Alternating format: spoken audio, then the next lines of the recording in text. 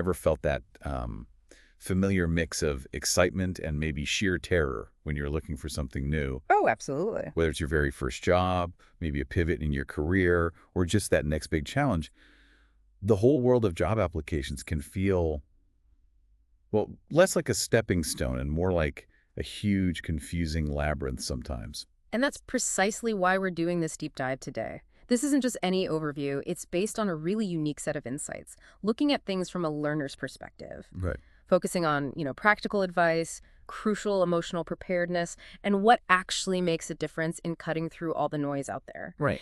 Our mission really is to pull out those essential nuggets of wisdom to help you navigate this often complex process with hopefully more confidence and clarity. Okay, I like that. So get ready for an engaging journey. We're going through preparing for, executing, and crucially, even recovering from the job search process. We're talking surprising facts and actionable insights that might just fundamentally shift how you approach your next big opportunity. Let's do it. Okay, let's unpack this then. Before you even think about hitting send on that application, our sources suggest there are some absolute must-dos. What does this deep dive tell us about sort of building that foundation? It really starts with a dual focus. Understanding yourself, and just as deeply, understanding the company you're approaching. Right. First, you need to assess your own suitability. Does the position genuinely align with your interests, your skill? You're sort of comparing your own characteristics against the job description and, importantly, your real expectations of the role. Expectations, okay. Yeah, it's not just about what you can do, but what you actually want to do. That makes sense. Then it's about that company deep dive. And I mean, go beyond just their main website page. Research their business principles, their core values, and critically, the actual environment they offer their employees. What's their culture really like? Yeah, the day-to-day. Exactly. Our sources highlight that employers aren't just looking for knowledge and skills, though that's important. They're actively seeking high motivation, reliability, diligence, and a strong fit for teamwork. Teamwork, yeah. Your social skills like problem solving, communication, they're just as crucial. And how you express yourself, particularly in the interview, that's often as influential as your resume itself. That concept of suitability and understanding the company's vibe, it's so critical, but I feel like it's often overlooked. It really is. So many job seekers still just, blast out generic resumes. This deep dive really makes a strong case for a highly personalized approach. So knowing we need to demonstrate this understanding, how do we actually weave that into our application material so it shines through, not just sounding like, well, buzzwords? Yeah, good question. That's where crafting your story effectively through your CV and cover letter really comes in. For your CV, focus on a neat, simple, readable format. Organize information chronologically, clear headings, education, work or internship experience, skills, language proficiency, even volunteer work. Right.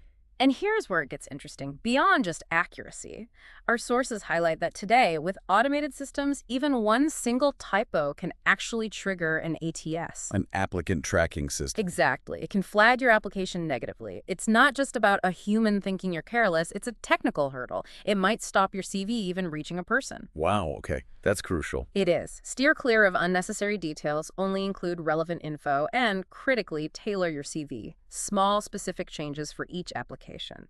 And make sure your contact info is right at the top, up to date. Got it. And the cover letter. Right. The cover letter. This should be a brief, impactful text. It needs to explain why you want that specific job and why you are uniquely suitable. Specificity is key then. Absolutely. Specify the position. Show your genuine interest in that field.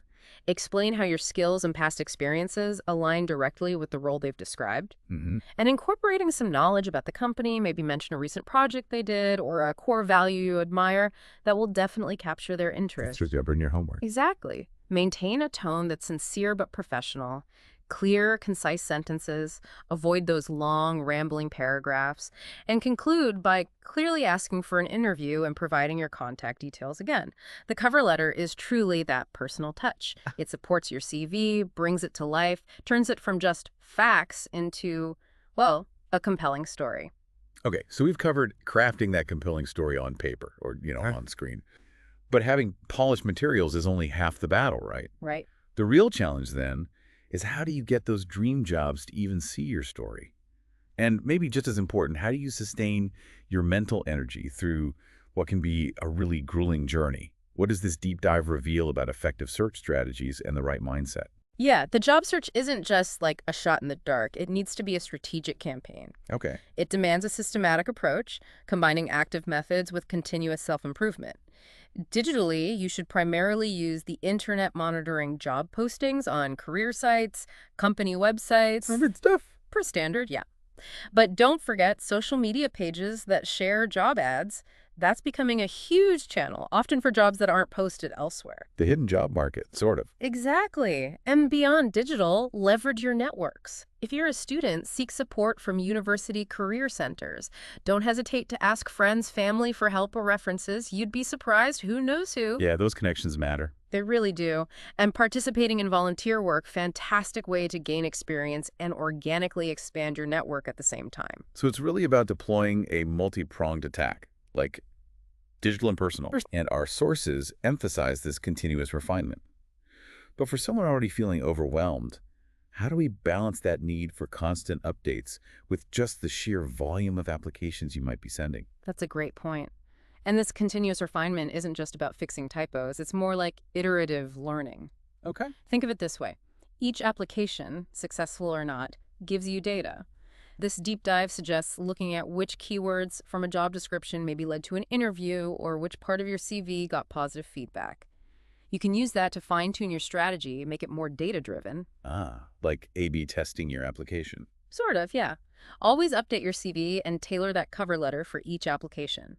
If you need help, ask a teacher, a career counselor.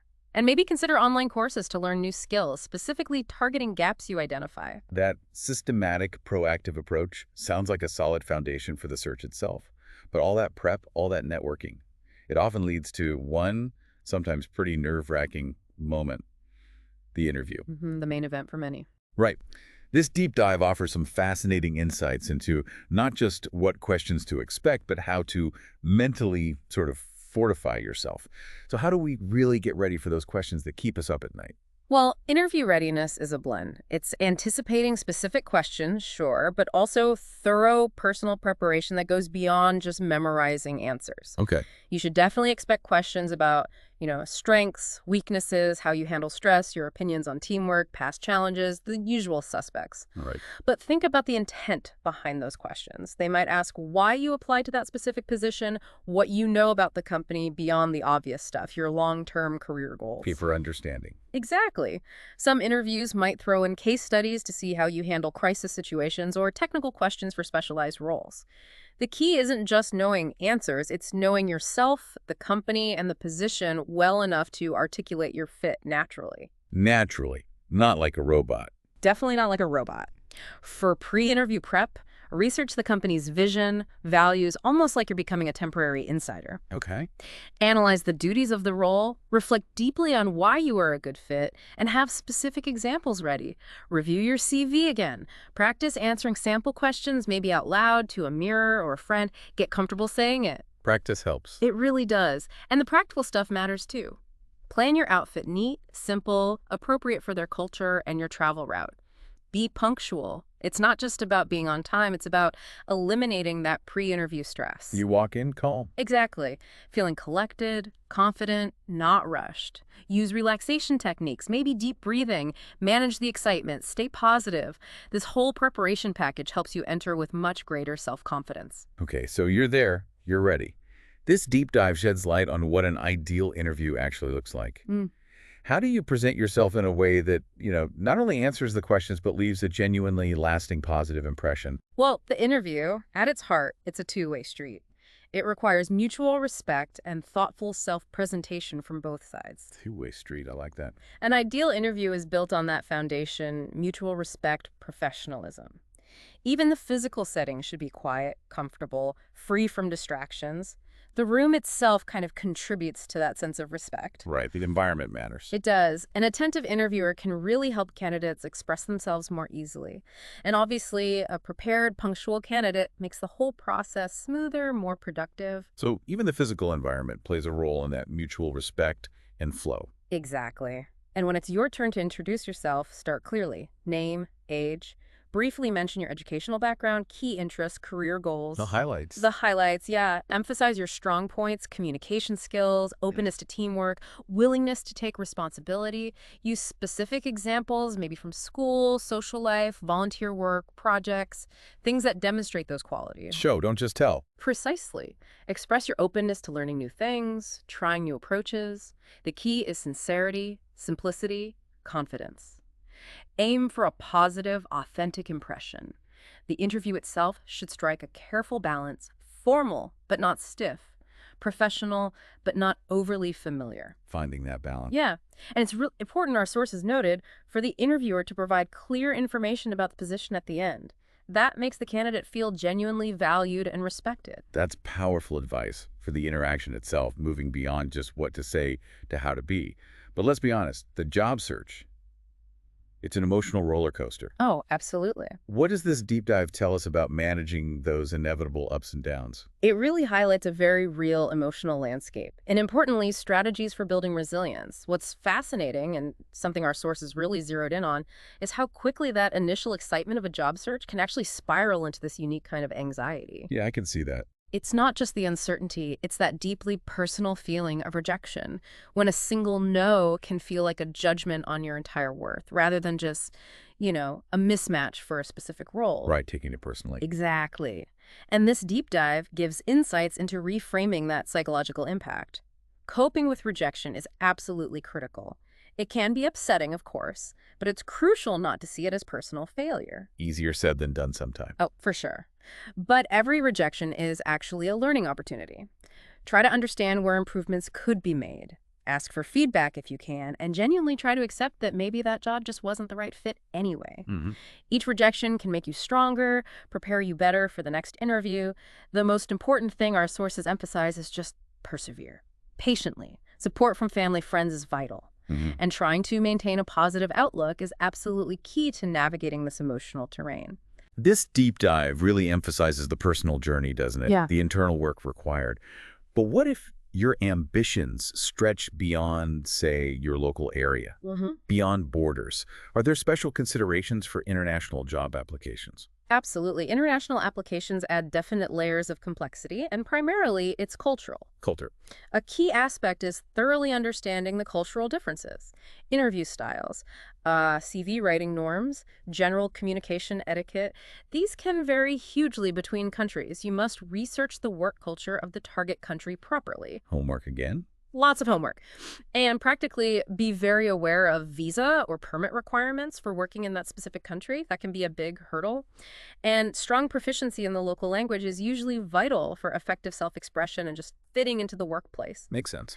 And when it comes to soft skills in that international context, demonstrating your ability to work with different cultures, respectful cross-cultural communication, and open-minded approach, these are highly valued. So showing you're adaptable. Exactly. Mentioning any previous international experience or work with diverse teams can be a really significant advantage. It shows that global adaptability. That's fascinating and definitely a critical point in our, increasingly globalized world.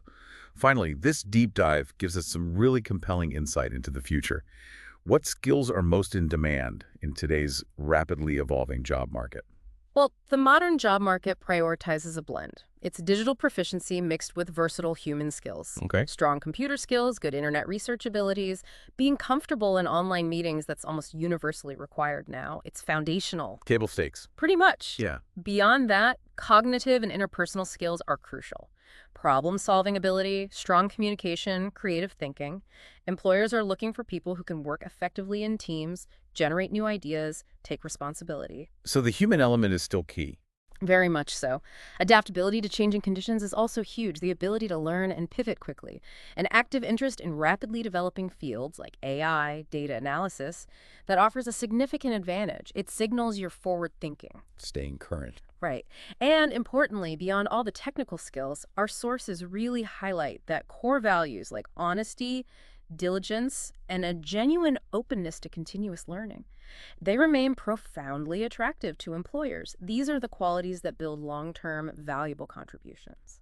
That last point about core values is so important. It kind of grounds everything we've discussed. It really does. Before we wrap up, what about what feels like the biggest hurdle for so many job seekers? The lack of experience. How does this deep dive address that really common challenge. Yeah, that's a tough one. And it is indeed a common and significant challenge, particularly for younger people just starting out. The reality is many employers do seek candidates with prior experience in similar fields, and that can be a major hurdle if you're a student or still getting your footing. High competition for openings also makes it just plain difficult to stand out when your resume might feel a bit lighter on professional history. Feels like a catch-22 sometimes. It can definitely feel that way. However, there are clear strategies for success. The key, as this deep dive emphasizes, is perseverance. Keep going even when you don't get callbacks, which, let's be honest, can be incredibly demoralizing. Yeah. The focus should be on actively gaining experience part-time jobs, volunteering, continuously enhancing your skills through learning. And as we talked about, carefully prepared, tailored CVs and cover letters that highlight your transferable skills and genuine passion. They can provide a significant advantage, help distinguish you. Making the most of what you do have. Exactly. The job search is undeniably a process. It requires patience, consistent effort, but with the right preparation and resilience, these challenges can absolutely be overcome. That's encouraging. So this deep dive really underscores that the job application process is far more than just sending a document off into the void. Right. It's a comprehensive journey. It involves rigorous self-assessment, strategic communication, cultivating emotional resilience, and committing to continuous learning. So what does this all mean for you, the listener, the learner? It means every single step, every application, every interview, and yes, even every rejection is actually an opportunity. An opportunity for growth. Exactly. It's Wow. about being prepared, being adaptable, and understanding that success in the job market is truly a marathon, not a sprint. And if we connect this to the bigger picture, it just highlights how essential critical thinking and adaptability really are, especially in a world overflowing with information. It can transform what seems like a daunting task into a profoundly valuable learning experience. Okay, so here's a final provocative thought for you to mull over. If every job application, successful or not, teaches you something new about yourself, your evolving skills or the industry you're targeting, how might that fundamentally shift your approach to even the most challenging rejections?